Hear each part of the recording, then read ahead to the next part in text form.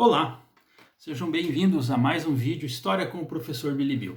E hoje o nosso tema é a Primeira Guerra Mundial e a opinião pública brasileira. Afinal de contas, há cento e poucos anos atrás, em 1914, quando eclodiu a Primeira Guerra Mundial, como você acha que a sociedade brasileira reagiu a isso? A sociedade brasileira pensou o quê?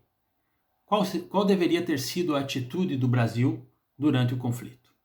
Entre 1914 e 1917, o Brasil permaneceu neutro, ou seja, não se declarou nem amigo nem inimigo da Alemanha e nem amigo nem inimigo dos aliados. O Brasil procurou defender os seus interesses durante 3 dos 4 anos que durou a guerra. A partir de 1917, com o afundamento de alguns navios brasileiros pelos submarinos alemães, o Brasil rompeu relações diplomáticas com a Alemanha em abril de 1917, em outubro declarou guerra, após mais alguns torpedeamentos.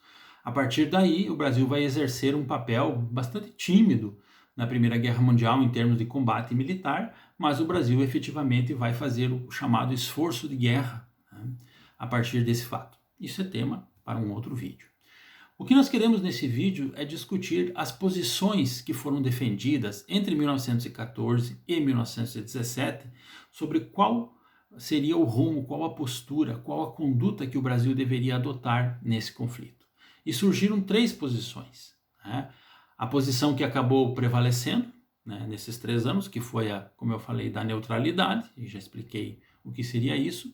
Existia uma posição chamada aliadófila, que nessa posição o Brasil deveria se aliar à Inglaterra, à França principalmente e posteriormente aos Estados Unidos, e uma outra posição chamada germanófila, que defendia que o melhor para o Brasil era se alinhar com a Alemanha e com o Império Austro-Húngaro. Bom, como eu falei, o Brasil optou por permanecer neutro, né, durante a maior parte do conflito.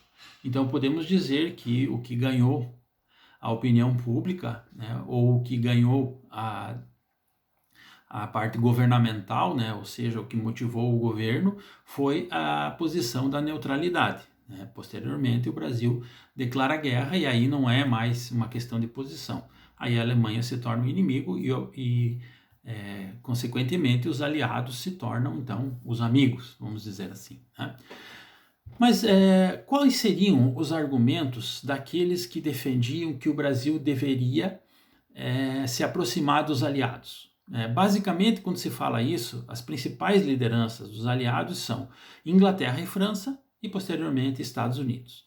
Os argumentos eram os seguintes: os ingleses já haviam financiado atividades no Brasil com empréstimos, né, com aporte de tecnologia durante o Império, ou seja, o Brasil já tinha uma tradição de cooperação com os ingleses, né? Posteriormente, alinhar-se aos Estados Unidos era estabelecer uma política mais homogênea para a América como um todo. E isso poderia ser vantajoso depois do conflito terminado nas negociações da paz. Ou seja, o Brasil pertenceria a um bloco que envolveria todo o continente americano, ou pelo menos boa parte dele, né? E também um dos argumentos era em relação à tradição de cooperação cultural entre Brasil e França, né? Se você for um curioso da net, você vai achar, por exemplo, levantamentos estatísticos do Brasil dos anos 20, estão disponíveis aí nos sites da web, em que eles são escritos em português e em francês, ou seja, o que hoje é a língua inglesa, para o Brasil naquela época era a língua francesa.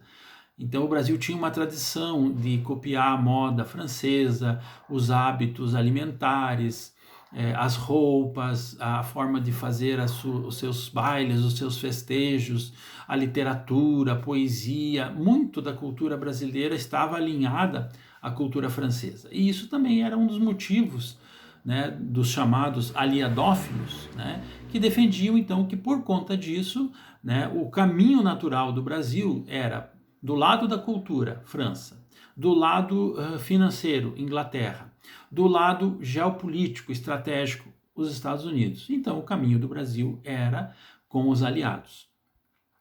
Bom, Mas o que poderiam dizer na outra ponta os germanófilos, né? O que eles diziam? Eles diziam que a Inglaterra nunca cooperou com o Brasil. A Inglaterra, sim, emprestou dinheiro e lucrou muito com o Brasil. Então, o que os aliados chamavam de cooperação, os germanófilos chamavam de exploração, né? Eles diziam que o que a França ofereceu em termos de cultura, a Alemanha oferecia em termos de ciência, de novidades tecnológicas, que a disciplina, a ordem e a objetividade do povo alemão tinham gerado muitos progressos no Brasil e citavam a instalação de indústrias no Brasil a partir dos imigrantes alemães. Citavam as povoações, né, o povoamento alemão no Brasil, todo alinhado, todo caprichado, todo desenvolvido, e diziam que a Alemanha vencendo a guerra, o Brasil absorveria muito desse desenvolvimento. Então, eles combatiam o argumento aliadófilo com a questão comercialmente, tecnologicamente e em termos de futuro, a Alemanha tem muito mais a oferecer ao Brasil do que a Inglaterra, do que a França e do que os Estados Unidos. Além do que, eles diziam que os alemães eram muito mais civilizados, muito mais educados, muito mais corteses, responsáveis e honestos que os demais povos. O interessante disso, gente, né?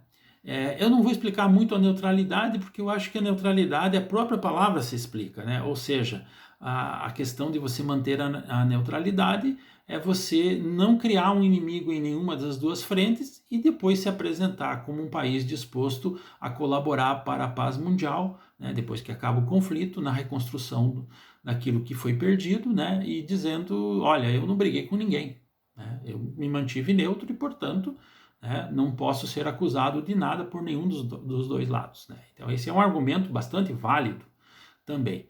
E era justamente isso que eu ia dizer antes de explicar a neutralidade. As três posições têm argumentos muito sólidos e muito racionais, que podem, obviamente, ser combatidos pelos seus opositores, né? Mas não dá para negar que qualquer que seja a posição que o Brasil tivesse tomado, você teria como fazer uma defesa racional dessas posições, né? E assim como você pode também fazer uma contestação, né, a cada uma dessas posições. E isso eu acho que é o grande lance da história, é por isso que a história é tão bacana, porque aqui você não tem um juízo de valor que resista a todas as reflexões. Em algum momento, esse raciocínio ele pode ser objeto de concordância e objeto de discordância. O que a história mostrou, efetivamente?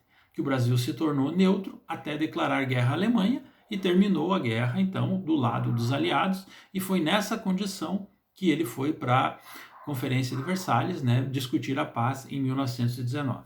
Esse é um tema para outro vídeo, além da participação do Brasil na Primeira Guerra Mundial em termos militares. Aguardem que esse tema vai vir. Eu encerro dizendo aquilo que é mais importante que a história pode nos trazer. Vida boa para todos. Um abraço e até o próximo vídeo.